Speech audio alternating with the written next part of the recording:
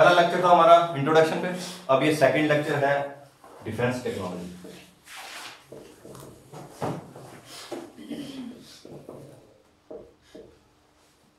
अब देखो defence technology, जब हम डिफेंस की बात करते हैं तो डिफेंस किसके लिए होता है? जो मैंने दो चीजें बताई थी, सोवरेनिटी और टेरिटोरियल इंटीग्रिटी। अब जो इसके नोट्स हैं वो आपको डिस्क्रिप्शन में मिल जाएंगे, तो लिखने की कोई जरूरत नहीं है उसमें, ठीक है? इसको समझो अभी।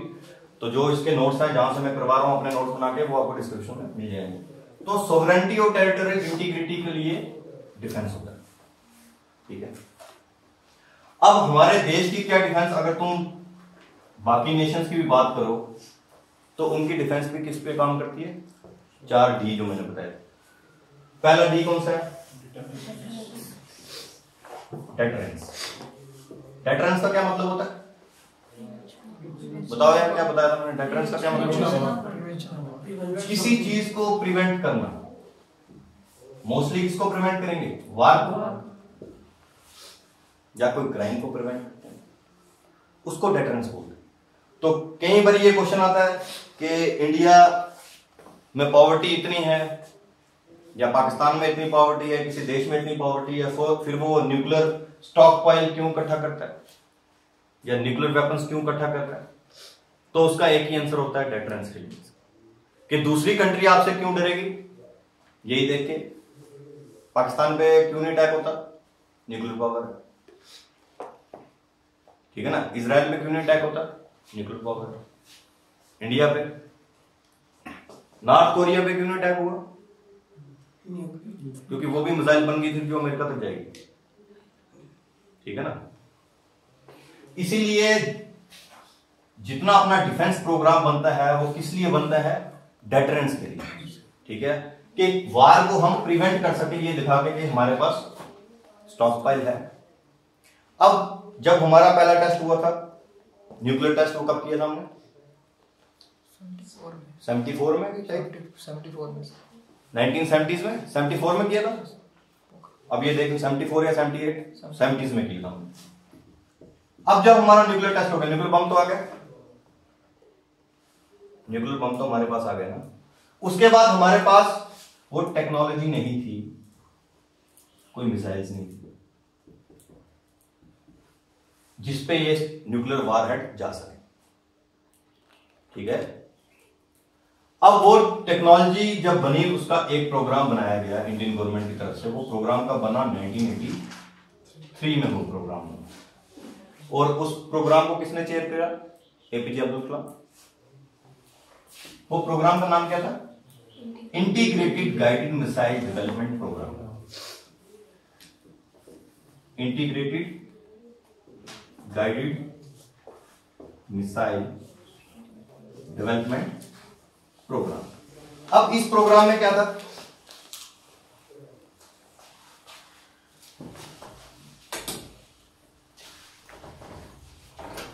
अब देखो इस प्रोग्राम में,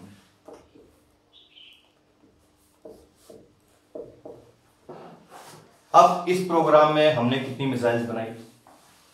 आपने एक वर्ड याद रखना है, PATNA, पटना। देखो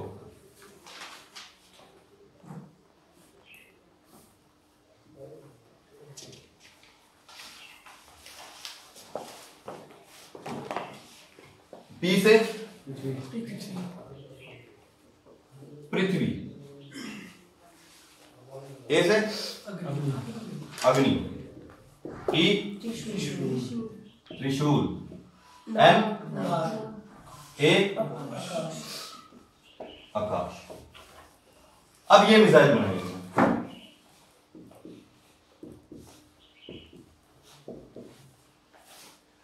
अब पृथ्वी में surface to surface missile. Surface to surface missile मतलब एक सरफेस पे दूसरी सरफेस, लैंड टू लैंड, ठीक है? Surface to surface. Agni surface to surface missile, मतलब 2 मिसाइल हमने कौन से बनाई? Surface to surface missile. Trishul surface to air missile.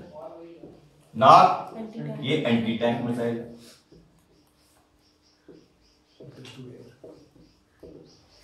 Akash surface to air missile, surface से एयर। अब इसका एक ड्रॉबैक था, इसमें कोई एयर टू एयर मिसाइल नहीं,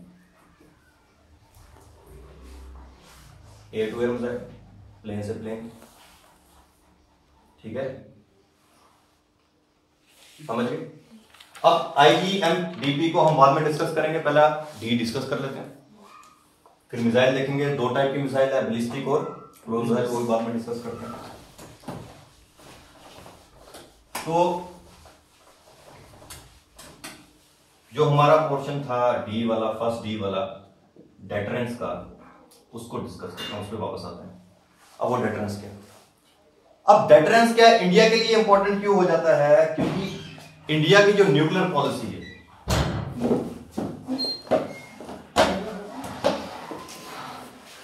इंडिया की जो न्यूक्लियर पॉलिसी है, वो न्यूक्लियर पॉलिसी कौन सी है, नो फर्स्ट यूज। इंडिया की न्यूक्लियर पॉलिसी कौन सी है, नो फर्स्ट यूज, मतलब इंडिया किसी पे पहली बार न्यूक्लियर अटैक नहीं करेगा। जिस कंट्री के पास न्यूक्लियर बम नहीं है, वो न्यूक्लियर एटम जिसके पास नहीं है, उस पर तो अटैक होना ही नहीं, ठीक है। नो फर्स्ट यूज पॉलिसी अगर किसी कंट्री की है तो उसको क्या करना पड़ेगा, उसको क्या करना पड़ेगा, उसको सेकंड स्ट्राइक कैपेबिलिटी उसके पास होनी चाहिए। अगर उस पर अटैक हो गया फिर क्या, फिर उसके पास सेकंड स्ट्राइक कैपेबिलिटी होनी चाहिए कि अगर सपोज उसका लैंड पे न्यूक्लियर पाइल खत्म हो गया तो वो कहां से अटैक करेगा उस कंट्री को, एयर से कर सकता है या फिर सी से कर सकता है। उसके लिए एक चीज है जिसको बोलते हैं न्यूक्लियर ट्रायड। न्यूक्लियर ट्रायड का मतलब क्या है, तीनों जगह से आप अटैक कर सकते हो, लैंड से, एयर से, सी से, उसको न्यूक्लियर ट्रायड, ठीक है। इंडिया भी न्यूक्लियर ट्रायड देशों में है, तीनों कैपेबिलिटी है इंडिया के पास, लैंड से, एयर और सी से अटैक कर सकते हैं। लैंड से अटैक कैसे करेगा, through missiles, surface to ballistic missiles के। एयर से कैसे अटैक करेगा, थ्रू एयरक्राफ्ट। एयरक्राफ्ट कैसे हैं, राफेल, ठीक है, कौन सी, 5th जनरेशन स्टेल्थ टेक्नोलॉजी के साथ। सी से कैसे करेगा, थ्रू सबमरीन्स, ठीक है ना। तो फिर क्या हो गया, डेटरेंस समझ आ गया। डेटरेंस क्या होता है, नो फर्स्ट यूज है कि इंडिया पहली बार किसी पे अटैक नहीं कर सकता, कोई देश अटैक करेगा तो इंडिया अटैक करेगा, तो इसलिए उसके पास सेकंड स्ट्राइक कैपेबिलिटी होनी चाहिए, इसलिए उसने क्या डेवलप किया, न्यूक्लियर ट्रायड। फर्स्ट लेग जो उसका कौन सा था, इंटीग्रेटेड मिसाइल डेवलपमेंट प्रोग्राम, वो उसका फर्स्ट लेग ही था, लैंड पे मजबूत करने के लिए जो अग्नि मिसाइल बनी, ठीक है। यहां तक कुछ दिक्कत है, समझ आ गया, आगे चलो।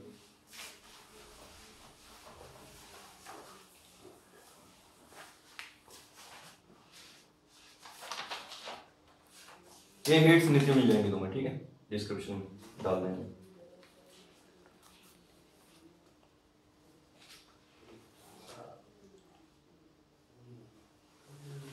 डेटरेंस वाला समझ आ गया, और कुछ तो नहीं पढ़ाया था पिछली बार डेटरेंस का, यही था। आगे चले। अब दूसरा क्या, ये मैक्सिमम सब कंट्रीज का ऐसे ही रहता है डिफेंस में, इंडिया के साथ नहीं है, सब कंट्रीज का ऐसे ही रहता है। दूसरे डी क्या हो गए, दूसरा तीसरा मैंने क्या बताया था, डिले और डिनाइल।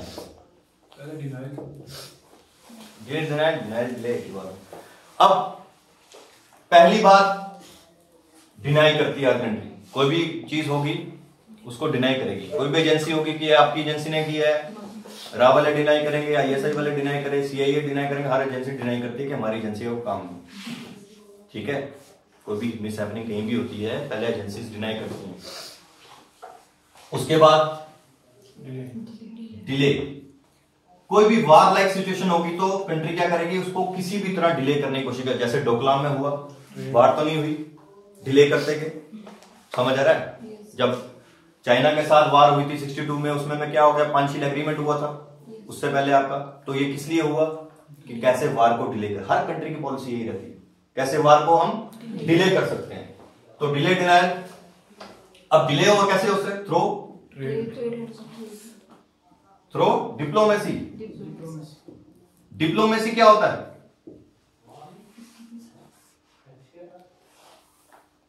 डिप्लोमेट जो इंडिया के बाहर हैं, बाहर की कंट्रीज में हैं, वो कैसे डेवलप करते हैं, इंटरनेशनल रिलेशंस कैसे हैं उसके, वो डिप्लोमेसी है, बातचीत, फॉर्मल टॉक्स। ठीक है, तो वो क्या होता है? डिप्लोमेसी। 9 चैनल्स हैं डिप्लोमेसी के। पहला चैनल कौन सा बताया था? ऑफिशियल चैनल कौन सा? गवर्नमेंट और गवर्नमेंट का। दूसरा चैनल नॉन स्टेट एक्टर्स के बीच, जिसमें गवर्नमेंट इन्वॉल्व नहीं होती, वैसे मीडिया भी है। ठीक है, ऐसे 9 चैनल्स हैं डिप्लोमेसी में। ये आईआर में डिस्कस करेंगे जब इंटरनेशनल रिलेशन बताएंगे। यहां तक कोई दिक्कत? डिले डिनायल में, अब डिले डिनायल में कैसा होता है? ब्रिक्स, नाम सुना ब्रिक्स का? बी से क्या है? ब्राजील, आर से रशिया, आई से, सी से चाइना, एस से साउथ अफ्रीका। तो चाइना भी पार्ट है इसका, इंडिया भी पार्ट है। तो ब्रिक्स में जो टॉक्स चल रही होती है वो बंद हो जाती है क्या? वार्लिक सिचुएशन डोकलाम में थी कि ब्रिक्स की समिट बंद होगी? नहीं होगी। तो ये टॉक्स चलती रहती हैं। तो कॉमन इश्यूज जो होते हैं ट्रेड एंड कॉमर्स के, ये चलते रहते हैं। किस लिए? इसीलिए कि किस तरह वार को डिले किया जा सके, क्योंकि वार किसी कंट्री के लिए सही नहीं है। ठीक है, बाकी ये ऑर्गेनाइजेशन बनी है, इन्वायरमेंट पे हो जाएगी, ऐसे सार्क है, south Asia association of regional cooperation, इसमें इंडिया भी हिस्सा है, पाकिस्तान भी पार्ट है। ठीक है, तो सार्क तो नहीं पाकिस्तान निकल जाएगा या इंडिया निकल जाएगा, मेंबर तो हैं अभी भी। तो टॉक्स तो रहती हैं। किस लिए? ट्रेड एंड कॉमर्स चलता है कि किसी तरह वार को हम डिले कर सकते हैं इन चैनल से, through diplomacy, through trade and commerce. ये दूसरा तीसरा डी समझ आ गया। और डिफेंस में चौथा डी होता है डेवलपमेंट का, जिसको हम रिसर्च एंड R&D भी बोलते हैं, रिसर्च एंड डेवलपमेंट। वो किसके थ्रू बनती है? DRDO। ठीक है, कब बनी थी DRDO? Defence research and development organisation. कब बनी थी? 1958 में। अब ये नोडल एजेंसी है डिफेंस के लिए, DRDO। ये हेडक्वार्टर इसका कहां है? दिल्ली में। वो लेबोरेटरीज कितनी है? 52 है। वो सारा विकिपीडिया से देख लेना, बाकी DRDO के बारे में इतना पढ़ने की जरूरत नहीं है। ठीक है, अब देखो आगे आते हैं। ये मिनिस्ट्री ऑफ डिफेंस के अंदर आती है।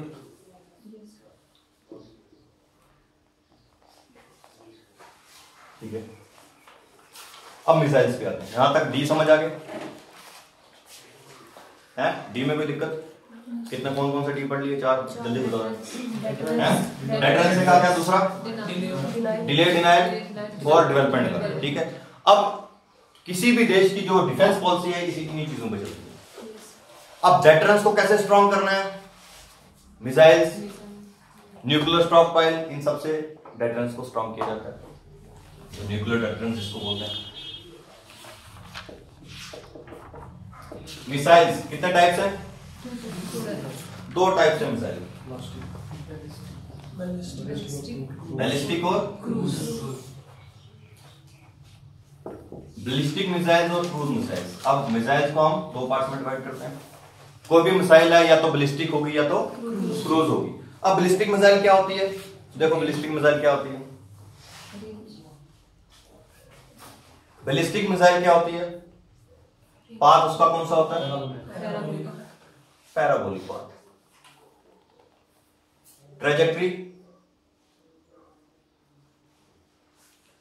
Motion, projectile. प्रोजेक्टाइल मोशन पता है ना? जैसे आपने इनिशियल वेलोसिटी किसी को दी, कोई बॉल फेंका, कोई पत्थर फेंका, उसको आप क्या देते हो? इनिशियल वेलोसिटी देते हो। इनिशियल वेलोसिटी पहली बार स्पीड दी, उसके बाद वो जब यहां पे पहुंचता है नीचे आता है, कैसे? Through the action of gravity. Gravity से वो नीचे आ रहा है ना, ये मोशन होता है प्रोजेक्टाइल मोशन। समझ आ रहा है? तो बैलिस्टिक मिसाइल्स कौन सी होती हैं? जो ये मोशन, ये पाथ फॉलो करती हैं, उसको बैलिस्टिक मिसाइल कहते हैं, क्योंकि इसको कौन सी देनी है? सिर्फ इनिशियल वेलोसिटी देनी है आपको। समझ आ रहा है? अब ये मिसाइल कौन सी मिसाइल है? अगर ये आपका एटमॉस्फेयर यहां खत्म हो जाता है, अंदर वाला एटमॉस्फेयर एंडो, बाहर वाला एक्सो, ये मिसाइल एंडो से एक्सो जाती है, वापस एंडो आती है। अब बैलिस्टिक मिसाइल की वही टेक्नोलॉजी है जो आपकी स्पेस व्हीकल की टेक्नोलॉजी है, जो सैटेलाइट्स लेने जाती है, व्हीकल लेके जाती है, उसी की टेक्नोलॉजी पे ये मिसाइल काम करती है, बैलिस्टिक मिसाइल। वो भी क्या करती है, अपने पार्ट छोड़ती जाती है, ये भी अपने पार्ट छोड़ती जाती है। फर्स्ट पार्ट छोड़ा, दूसरा छोड़ा, तीसरा छोड़ा, बाद में जो स्टॉक पाइल है या न्यूक्लियर वारहेड है वो डिलीवर कर देती है। समझ आ रहा है? शॉर्टकट में बात ये है कि पाथ इसका। अब ये मिसाइल्स को हम किसके बेसिस पे देखते हैं? On the basis of range, कि उसकी रेंज कितनी है। तो उसी के हिसाब से हम देखते हैं ये शॉर्ट रेंज है, मीडियम रेंज है, इंटरमीडिएट है या फिर इंटरकॉन्टिनेंटल है। ये सारा नोट्स में मिल जाएगा। क्रूज मिसाइल को हम किसके बेसिस पे देखते हैं? On the basis of speed. अब क्रूज मिसाइल का मोशन ये नहीं है, पैराबोलिक पाथ नहीं है, लीनियर पाथ है। लीनियर पाथ क्या मतलब? अब क्रूज मिसाइल और इसके बीच में फर्क मैं बता दूं। ये फर्क पता चल गया? क्रूज मिसाइल क्या है? एयरक्राफ्ट देखा है? एयरक्राफ्ट देखा है? एयरक्राफ्ट को टकरा दो, वह क्रूज मिसाइल। समझ आ रहा है? क्यों? क्योंकि हम इसको क्या कर रहे हैं, हर पॉइंट पे ट्रैक कर सकते हैं। गाइडेड है, जीपीएस लगा होगा, हर पॉइंट पे ट्रैक कर सकते हैं। उसके बाद इसका टारगेट भी चेंज कर सकते हैं लास्ट मोमेंट। ये हाईली प्रिसाइज होती है। प्रिसाइज का मतलब पता ना, प्रिसीजन और एक्यूरेसी में फर्क पता ना क्या होता है? एक्यूरेसी का मतलब पता ना, अब कोई हमने टारगेट सेट कर लिया, कोई टारगेट हमने ये सेट कर लिया, तो एक्यूरेसी क्या होती है? इस टारगेट के पास जो गिरा है वो एक्यूरेट है। जैसे ये मिसाइल मैंने यहां गिरा दी, इसको एक्यूरेसी बोलते हैं। प्रिसीजन क्या होता है? क्या दूसरी मिसाइल भी यहां पे गिर सकती है इसके पास? वो टारगेट के यहां पे गिरी, वो टारगेट के यहां गिरी, यहां गिरी तो टारगेट पे नहीं है, पर इसके पास गिर रही है। इसमें एक्यूरेसी है पर प्रिसीजन नहीं है। प्रिसीजन क्या होता है? अगर ये टारगेट है, सारी मिसाइल एक ही जगह गिरनी है, इसको प्रिसीजन बोलते हैं। तो क्रूज मिसाइल की प्रिसीजन बहुत ज्यादा है बैलिस्टिक मिसाइल से। एक्यूरेसी की बात नहीं कर रहा, प्रिसीजन की बात कर रहा हूं कि उसी पॉइंट पे वापस। समझ आ रहा है? ये प्रिसाइज है। क्या है? प्रिसाइज। अब और क्रूज मिसाइल में क्या है? गाइडेड है, प्रिसाइज है। उसके बाद लो रडार सिग्नेचर। ये क्या होता है लो रडार सिग्नेचर? इसका ये रडार इतनी इजी कैच नहीं कर सकते, क्यों? स्पीड ज्यादा। अब यहां पे हाई रडार सिग्नेचर तो हम लिखते हैं, इसका हाई रडार सिग्नेचर के रडार कैप्चर इसको कर लेता है, पर कब तक कर लेता है? जब तक ये इस पॉइंट पे है हाईएस्ट। पर जब ये फ्री फॉल करेगी, इसकी स्पीड 7 से 8 मैक पहुंच जाती है। अब ये मैं बताता हूं मैक क्या चीज है। अब देखो यहां तक समझ आ गया? 1 मैक क्या है? 1 Mach speed of sound, speed of sound, speed of sound. जितनी साउंड की स्पीड है उसको हम 1 मैक बोलते हैं। ठीक है? अब क्रूज मिसाइल किसके बेसिस पे होती है? स्पीड के बेसिस पे होती है। अब वो क्रूज मिसाइल जो 1 मैक से कम स्पीड है उसकी, उसको हम क्या बोलते हैं? सबसोनिक। Subsonic cruise missile. इनकी स्पीड कितनी होती है? 1 मैक से कम, मतलब स्पीड ऑफ साउंड से कम। ये 0.7 0.8 मैक पे चलती है, उसको बोलते हैं सबसोनिक क्रूज मिसाइल। अब इसको हम किसके ऊपर देखते हैं? रेंज के ऊपर। इसको हम किसके ऊपर देख रहे हैं? स्पीड के ऊपर क्रूज मिसाइल को। समझ आ रहा है? समझ आना। अब सबसोनिक के बाद आता है सुपरसोनिक। सुपरसोनिक जैसी आपकी ब्रह्मोस है, अब बाद में देखेंगे ब्रह्मोस मिसाइल के बारे में। वो सुपरसोनिक है। सुपरसोनिक 1 मैक से 5 मैक, उसको क्या बोलते हैं? 1 मैक से 5 मैक के बीच हो, उसको बोलते हैं सुपरसोनिक। सुपरसोनिक क्रूज मिसाइल कौन सी है? ब्रह्मोस। अब जो 5 मैक से ऊपर है उसको बोलते हैं हाइपरसोनिक। हाइपरसोनिक कौन सी होगी? जो 5 मैक से अबोव है, ऊपर है, उसको क्या बोलेंगे? हाइपरसोनिक। तो on the basis of speed हम बता रहे हैं कौन सी सबसोनिक क्रूज मिसाइल है, कौन सी सुपरसोनिक क्रूज मिसाइल है, कौन सी हाइपरसोनिक क्रूज मिसाइल है। तो इनका ballistic missile on the basis of range बताते हैं कौन सी है? शॉर्ट रेंज है, मीडियम रेंज है, इंटरमीडिएट है या बैलिस्टिक मिसाइल। अब यहाँ पे कई बुक्स लिखती हैं 500 से नीचे शॉर्ट रेंज, 500 से ऐसा, पर यहाँ पे विकिपीडिया वाले जो लिखते हैं वो देखते हैं वो क्या है, या बुक्स देखते हैं, तो इसमें पढ़ने की जरूरत नहीं है, वो आपको इसमें नोट्स में लिखा हुआ मिल जाएगा। ये देखो, short range ballistic missile less than 1000, 1000 से कम शॉर्ट रेंज, मीडियम रेंज 1000 से 3000, इंटरमीडिएट 3000 से 5500 5500, और इंटरकॉन्टिनेंटल मोर देन 5500। ये कितने हो गए? 1 2 3 4, समझ आ गए?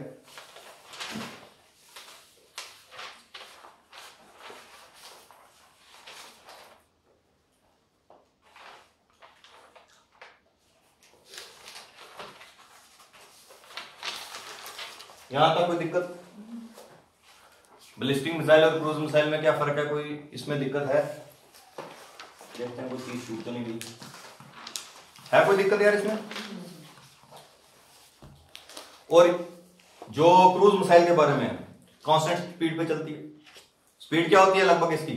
अप्रोक्सीमेटली कांस्टेंट होती है। और यहां पे बताया ना मैंने, यहां के बाद जब वो फ्री फॉल री एंट्री करेगी एटमॉस्फेयर के अंदर, तो उसका 7 मैक से ऊपर स्पीड हो जाती है, तो यहां पे रडार नहीं पकड़ सकता फिर उसको, फिर वो यही बन गई ना, क्रूज मिसाइल ही बन गई। फिर आ रहा समझ? तो यहां पे अगर हमने आर्बिट्रेरी लिख दिया हाई रडार सिग्नेचर, वो आर्बिट्रेरी नहीं है, किसके रेफरेंस में है? वो यहां के पीछे के रेफरेंस में है। समझ आया? अब ये क्रूज मिसाइल एंडो एटमॉस्फेयर में रहती है, एक्सो में नहीं जाती, और लो रडार सिग्नेचर बता दिया, on the basis of speed classify करते हैं। प्रिसाइज कौन से ज्यादा है? समझ आ रहा है? लो रडार सिग्नेचर किसका है? क्रूज का। लीनियर पाथ फॉलो करती है, सरफेस के पास रहती है क्रूज।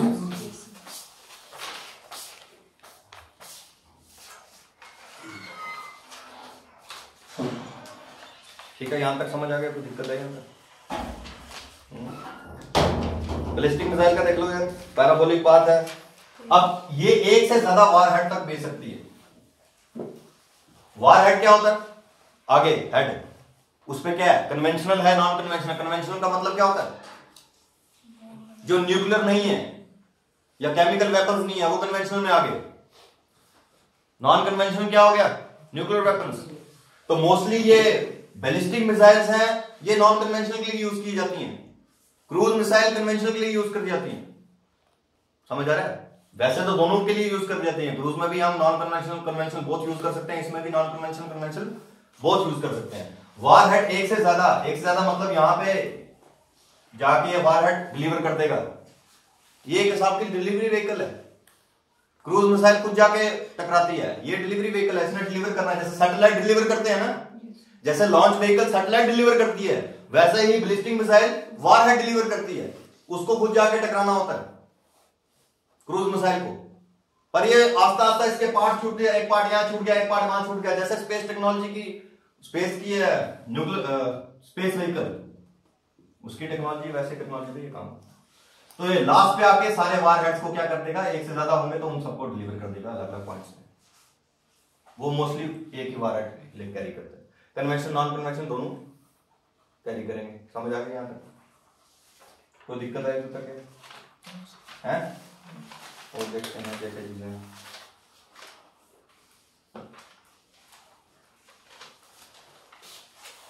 बता दें।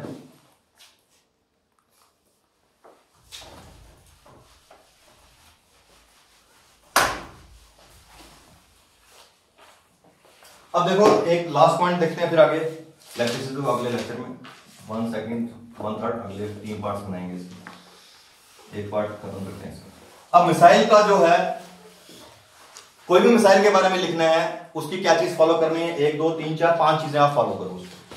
पहले पाथ देखो उसका, पाथ या तो बैलिस्टिक होगा, दूसरा कौन सा होता है?